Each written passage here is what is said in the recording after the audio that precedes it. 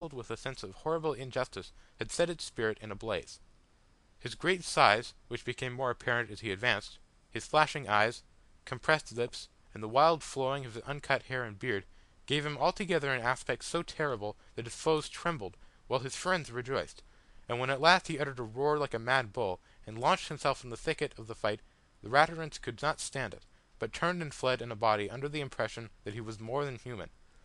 He was too fleet for them, however. Overtaking the flying knot, he brought the corner post down on the mass, and 3 warriors were levelled with the ground.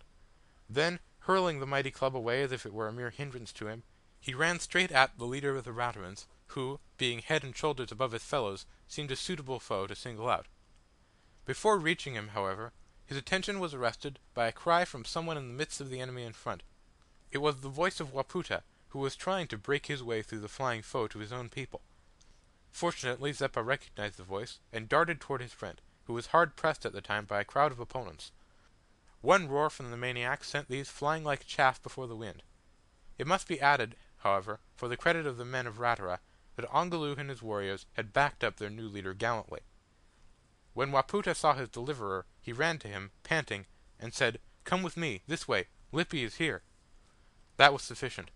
Zeppa became submissive like a child, while the jester, taking him in hand, ran with him at racing speed in the direction of the Raturan villages, toward which the child and his mother were being led by the party which had captured them. This was briefly explained to Zeppa by Wapoota, who had chanced to encounter the party when returning from his yelling mission, if we may so express it.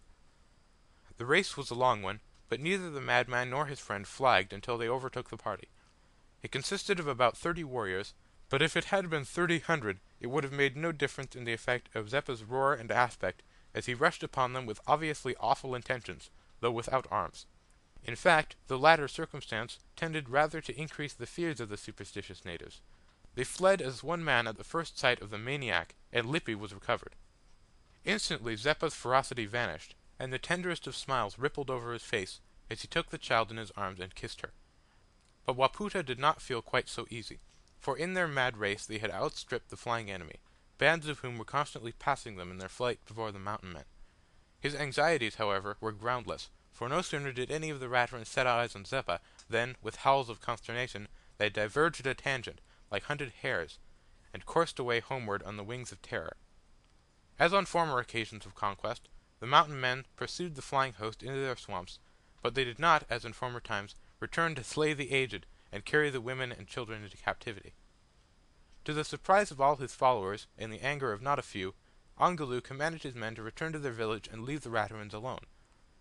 One of his chiefs, who showed a disposition to resist his authority, he promptly knocked down, whereupon the rest became obedient and went quietly home. On reaching the village, Zeppa went straight to his hut with Lippy on his shoulder. Apparently he had forgotten all about the recent fight, for, without even waiting to take food or rest, he sat down, and began to give his little friend a singing lesson. With the air of a little princess, who felt that she was only receiving her due, the child accepted the attention. Her young companions, attracted by the sweet sounds, soon flocked to the old place of rendezvous, and when the last of the straggling warriors returned from the field of battle, they found the singing class going full swing as if nothing had happened. But when the wounded and dead were brought in, other sounds began to arise, sounds of wailing and woe, which soon drowned the hymns of praise. As soon as Zeppa became fully alive to this fact, he ceased singing, and went about trying to comfort those who wept, but, from his perplexed air, and the frequency from which he paused in his wanderings to and fro, and passed his hand across his brow as if to clear away some misty clouds that rested there, it was evident that his shattered intellect had taken in a very imperfect impression of what had occurred. As if to get rid of this beclouded state, he started off that evening at a quick walk toward his favourite haunts among the hills. No one ever followed him on these occasions. The natives regarded his person as in some measure sacred, and would have deemed it not only dangerous but insolent to go up among the rocky heights when the madman was known to be there. Once, indeed, Wapoota, with that presumptuous temerity which is a characteristic of fools in general, ventured, on the strength of old acquaintance, to follow him, and even went toward the well-known cave where he had found refuge and protection in the day of his distress. But Zeppa had either forgotten his former intercourse with the jester, or intended to repudiate the connection, for he did not receive him kindly. On the way up, Wapoota, who felt somewhat timorous about the visit, had made up his mind as to the best mode of address with which to approach his friend. He had decided that, although he was not particularly youthful, the language and manner of a respectful son to a revered father would best befit the occasion. Accordingly, when he reached the cave and saw Zeppa busy beside his fire with a cocoanut, he assumed a stooping attitude of profound respect and drew near. Zeppa looked up with a frown, as if annoyed at the intrusion. "Your unworthy son," began Wapoota, "comes to—" but he got no further. He could not well have hit upon a more unfortunate phrase. "My unworthy son!" shouted Zeppa, leaping up, while unearthly fire seemed to shoot from his distended eyes. "My son! Son! Ha! Ha!" The horrified intruder heard the terminal yell, and saw the maniac bound over the fire toward him, but he saw and heard no more, for his limbs became suddenly endued with something like electric vitality.